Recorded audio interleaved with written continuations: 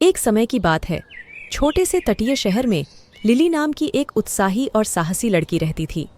अपने लाल बालों और समुद्र पर सूरज की तरह चमकते झाइयों वाले चेहरे से दूर दूर तक जानी जाती थी।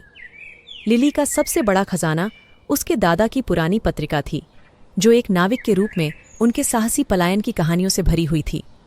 उसने समुद्र के किनारे अनगिनत घंटे बिताए, लहरों को सुना और अपने महाकाव्य कारनामों के सपने देखे। वह अक्सर अपने दोस्तों से कहती थी, मैं एक दिन समुद्री डाकू कप्तान बनूंगी। गर्मियों की एक सुबह लिली को अपने परिवार के पुराने घर की अटारी के भीतर छिपा हुआ एक फटा हुआ नक्शा मिला। ऐसा प्रतीत होता है कि यह किसी अज्ञात द्वीप की ओर ले जाता है, जिस पर केवल गुप्त एक्स अंकित है। उसका दिल उत्साह से दौड़ गया, क्योंकि उसे एहसास हुआ कि यह उसके लिए एक वास्तविक साहसिक कार्य का मौका हो सकता है।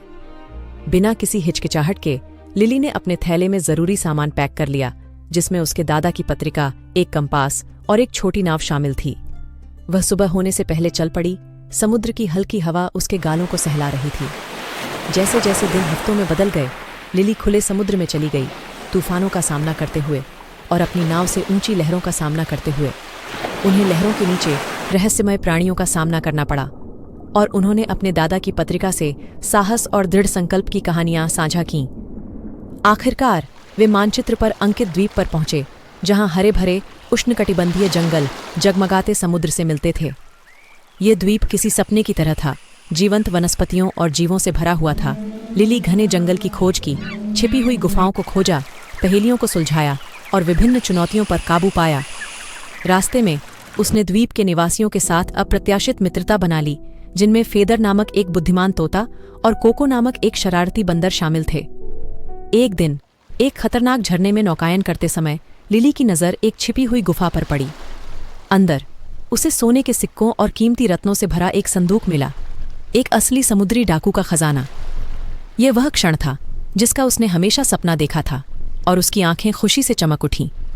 हालांकि लिली जानती थी कि सच्चा खजाना सिर्फ सोना और जवाहरात नहीं है। यह वह दोस्ती थी जो उसने बनाई थी, वह यादें जो उसने बनाई थीं, और वह साहस था जो उसने अपने भीतर पाया था। अपनी नई मिली संपत्ति से उसने द्वीप के निवासियों को अपना जीवन बेहतर बनाने और उनके प्राकृतिक स्वर्ग की रक्षा करने में मदद की। जैसे जैसे समय बीतता गया, एक साहसी के रूप में लिली की प्रसिद्धि बढ़ती गई, और उसे सीव्यू की निडर समुद्री रानी के रूप में जाना जाने लगा। उसने अज्ञात जल की खोज जारी रखी, लेकिन वह हमेशा अपने प्रिय तटीय शहर में लौट आई।